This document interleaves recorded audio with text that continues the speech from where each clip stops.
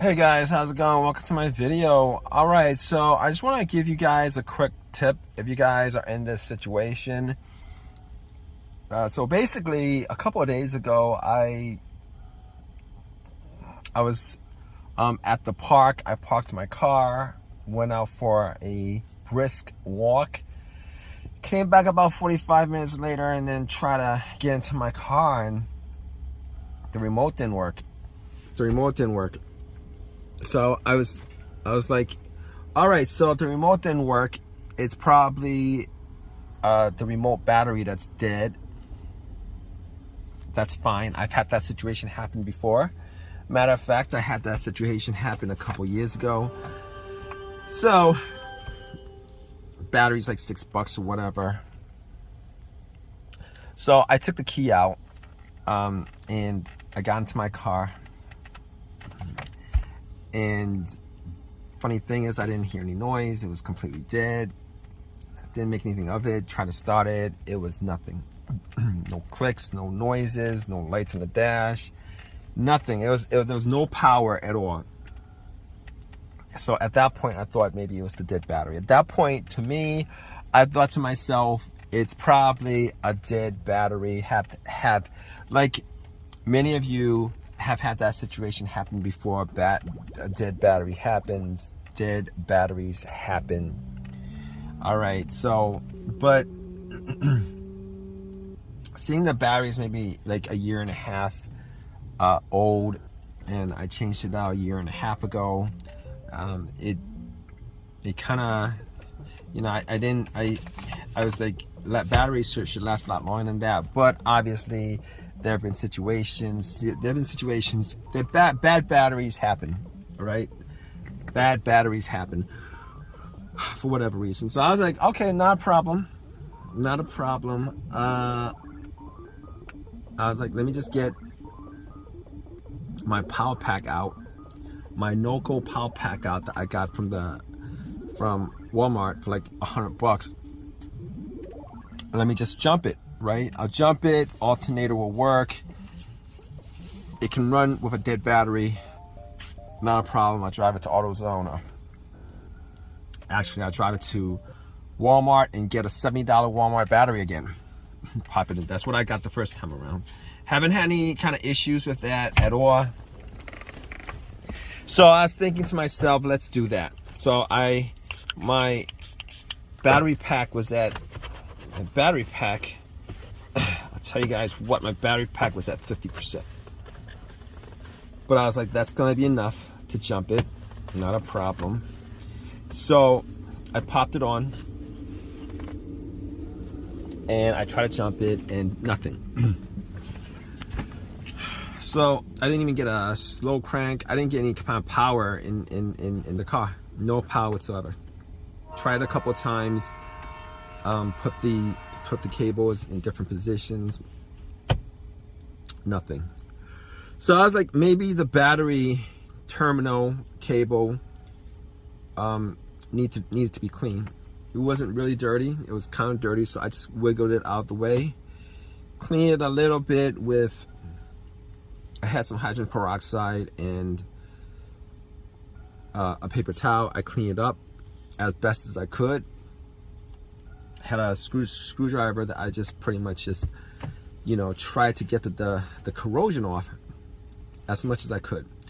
And I got a lot of the corrosion off. I popped it back on, and then I put the NOCO battery pack cable on, and then I tried to start it, and nothing happened. Like before, there was no power, nothing, no power anywhere, nothing. All right, no noises, no power. It's completely 100% dead. So I was thinking to myself, maybe the NOCO doesn't have enough power to get to start. But then I was like, you know what? No, that, you know, even if it didn't have enough power to start, even if there was 25% in a NOCO, you know, the car would have made like maybe a slow crank, or at the very least, I would be getting some lights on the dash. At the very least, you know, even with a 10% battery pack, once I pop it on, I should be, maybe not 10%, I don't know. but I should be getting some lights or whatever, stuff that doesn't take a lot of electricity. And no, that nothing.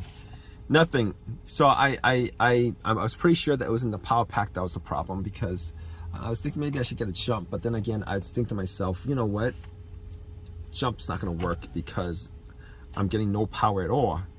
I'm getting no power at all. So I was thinking to myself, okay, so I clean the cables, I clean the terminals. What else could cause it? So I tried to follow the negative cable, make sure that it was grounded correctly. All right. Make sure that that was grounded correctly. So I was tugging on it just to make sure that it was tight, and it was tight. And I was thinking probably wasn't a negative cable. I could just cross that out on the diagnosis list. Cross that out. So I was like, let's check out something else. All right, let's check out the fuse box. Let's check out the relays. But I was like, let's check out the fuse box. Now, there wasn't a specific fuse that I was looking for, to be honest with you. I was just looking to see whether there was any kind of short anywhere, whether some of the fuses were burnt out, whether one of the fuses were burnt out, whether I was smelling anything, whether I was smelling anything burning, whether I saw any kind of brownish, darkish looking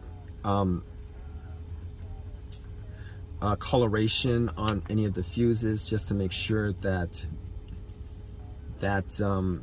none of them were burnt out. And guess what? None of them. From my eyesight, from what I was seeing, I didn't see anything that was an issue with it. Now I was thinking about maybe the relays, but I don't think there's a main relay to the battery. As far as I knew, I didn't think there was a main relay to the battery. So I was thinking to myself, all right, what could be causing this? Because it seems that there's no connection at all from the battery to the fuse box, to the rest of ECU, to the car. So I was looking at the cables themselves, just to look at them, and I noticed that the positive cable has this it's called, what is it called? It's called a fusible link is what it's called. And now that I know that it's called a fusible link, but looking at it, they have these little tiny windows, mini windows, and if you guys look close enough, all of them actually has this little fuse wire, metal fuse wire that connects one end to the other. And I was looking at them, and a couple of them actually looked like they were burnt.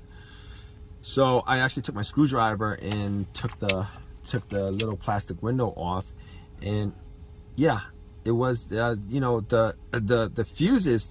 That's what it's called. That's what a fuse is. It's just a different type of fuse on the battery, and I noticed that was burnt. So I actually took my screwdriver, and what I did was I actually popped it onto the fuse just to connect the two ends. I had my door open, and once I connected it, I heard some, you know, beeping and all that stuff, and at that point I knew that it was that was causing the problem, because I had power at that point. I knew exactly that was the problem. So basically what I did at that point was I had some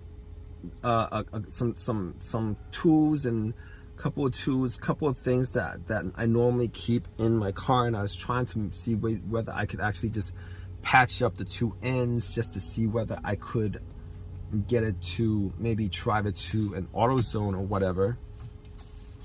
But I didn't.